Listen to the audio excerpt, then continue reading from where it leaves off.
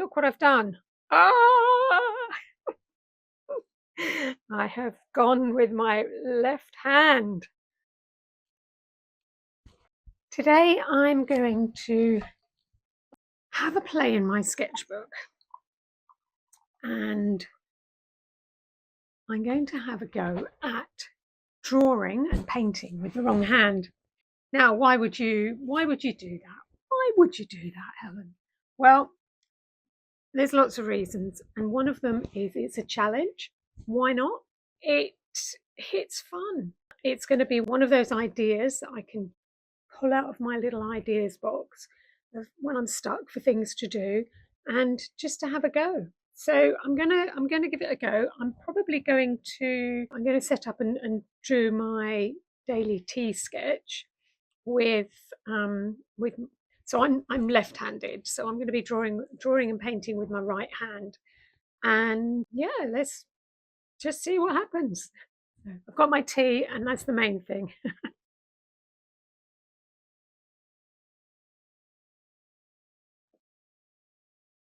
Okay, so my daily tea sketchbook.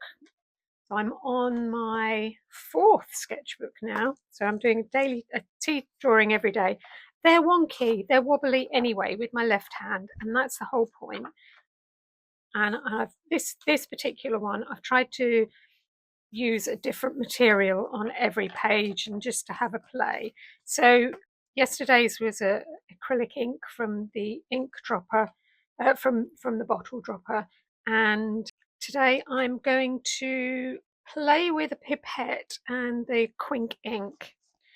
I'm just going to put one of these in. I always keep these handy near sketchbooks, so it's just basically wallpaper, pieces of wallpaper that I just put in between my pages to protect the next page. It doesn't always work. You can see there's some bleed through from yesterday, but it just kind of helps a little way. So let's just get going. So I've got pipette, I've got my Quink ink, and I'm going to do something that might help me remember. And I swap everything round. So normally I have all my, as you can see, my table. You can't see, it's out of shot, but my supplies table is on my left hand side here. On the right hand side I've got my desk space, and that's more tidy and organized, and that's where I sit and computer and write and whatever. But so yeah, I'm going to try and put things on the right hand side to remind me that I'm going to use my right hand. Just need to go and get some water. I've got some water in my mug there. So this is just play, and you know, a lot of art is just play and having fun and just having a go. The famous what if? What if I did this? What if I got ink all over my fingers? How easy would that be to wash off? I've got my tea. I've got my tea tray, and I'm obviously looking from pretty much above. Sometimes I do a straight on, or I sit down low, but anyway, we're just going to go with it today. So straight away, look what I've done. Ah! I have gone with my left hand. So I've got a pipette, I've got the ink, and I'm going to hold my left hand behind me just to have a go. So I've not done any warming up at this point at all. This is the first thing I've done today, and we're just going to give it a go. So you will get unexpected marks. Obviously, I'm having to control how much ink is coming out of here as well, which is quite freaky deaky. Sometimes I do remove some of that ink. I try and squeeze out some of the ink. I always have issues with handles. So it's a little bit more The lines are less positive, they're a little bit more sketchy.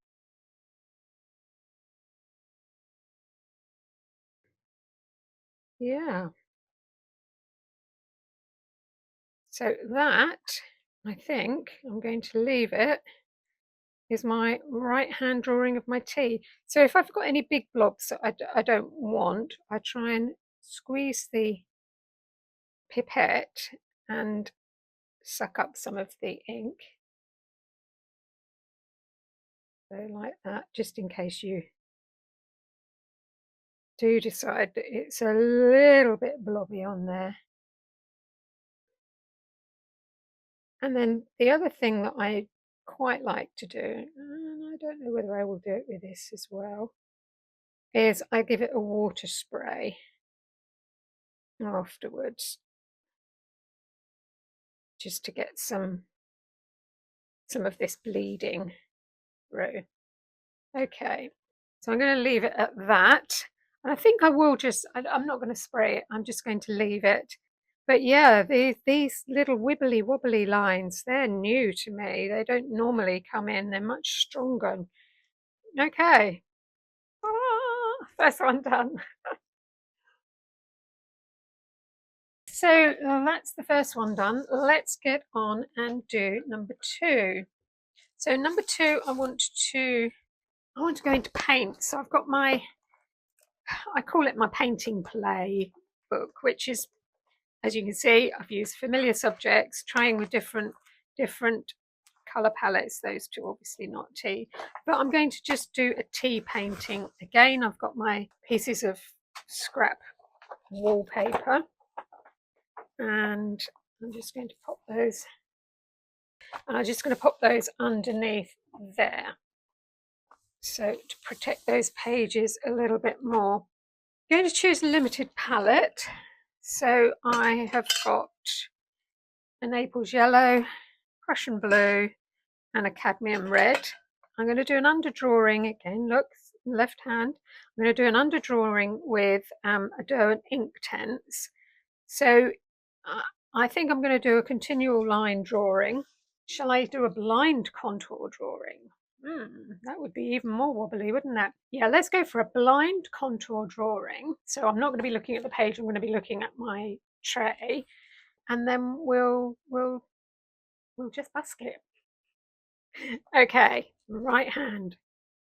Let's go. So blind contour drawing. Not looking at the page at all. Looking at the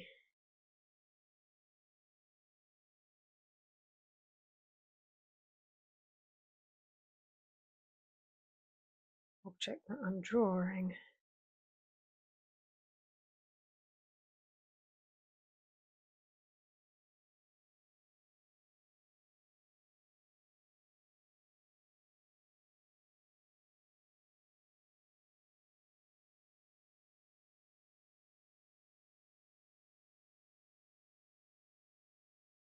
And that's tricky when I've got my hand behind me.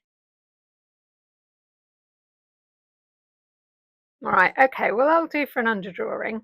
We need not use all of those lines. They're going to move because it's Inktense, so they're water-soluble marks.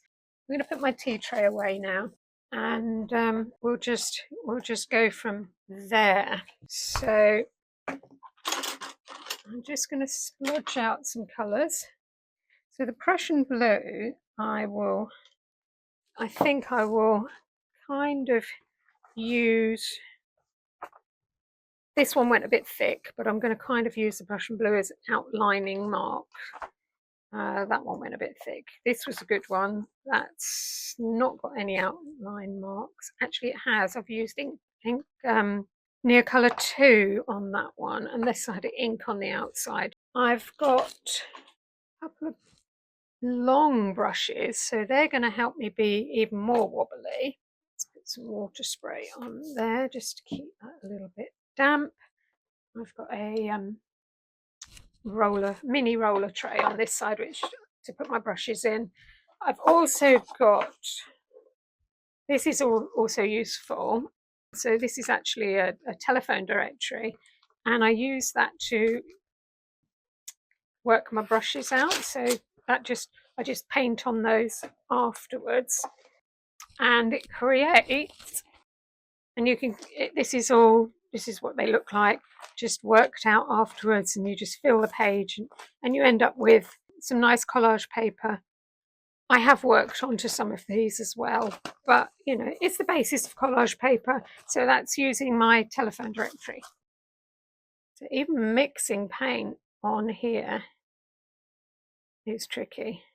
So I've got a green mat on my tray, so I'm just going to do some blocking in of the green. And of course, because you're using your wrong hand, your unfamiliar hand, your hand doesn't know how to hold that brush.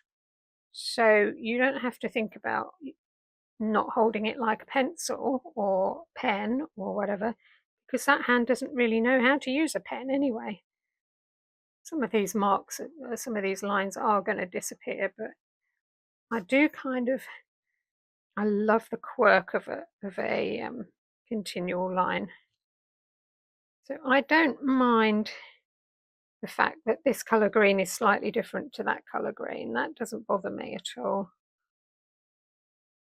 And I'm not going to mind bits of white showing through. Actually, I think I'll do a bit down there as well. I'm not minding bits of white. So this is where I would use my telephone directory just to rub most of that paint out.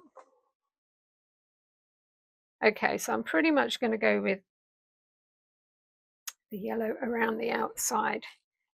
Now, of course, being left-handed and basically growing up in a right-handed world, you do have to kind of develop some of these skills, but certainly not for this, not for any detail. Things like scissors was always my big thing.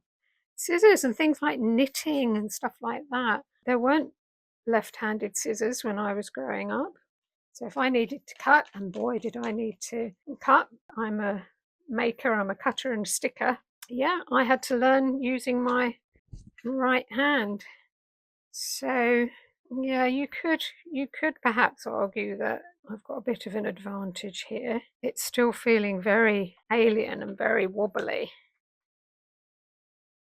But yeah, even this is quite alien as well.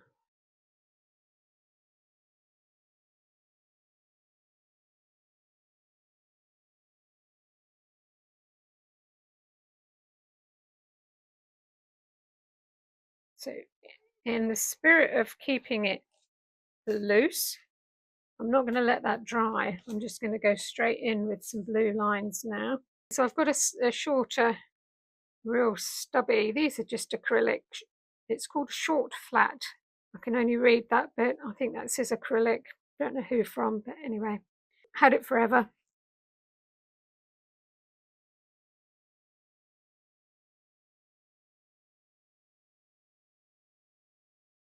Do I like that?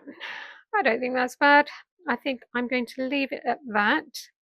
It's recognisable as a teapot and mug on a tray. So I've got lots of paint left over now.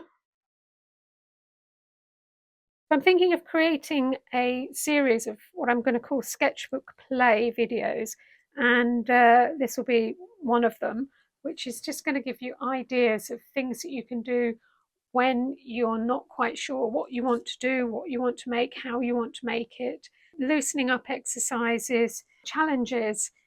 When I did the 100-day challenge last year, I didn't want to have that decision every morning of what I'm going to make, how I'm going to make it. So what I did was at the beginning of the challenge, I wrote on pieces of paper 100 things, and I put them in a jar, put them in a box actually. And every morning I would pick a random thing out of the box. This is what I propose for this series, is to be able to create a wealth of ideas of things that you can try in your sketchbook And it could be, you know, something to go in your ideas box. Just choose one thing randomly and just have a go, have a play, see where it takes you. Famous words, what if? So there we are, it's all play. Why don't you have a go at doing some mark making, some painting, some drawing with your non-dominant hand, and let me know how you get on. Leave me a comment. Please like and subscribe, and until next time, bye for now.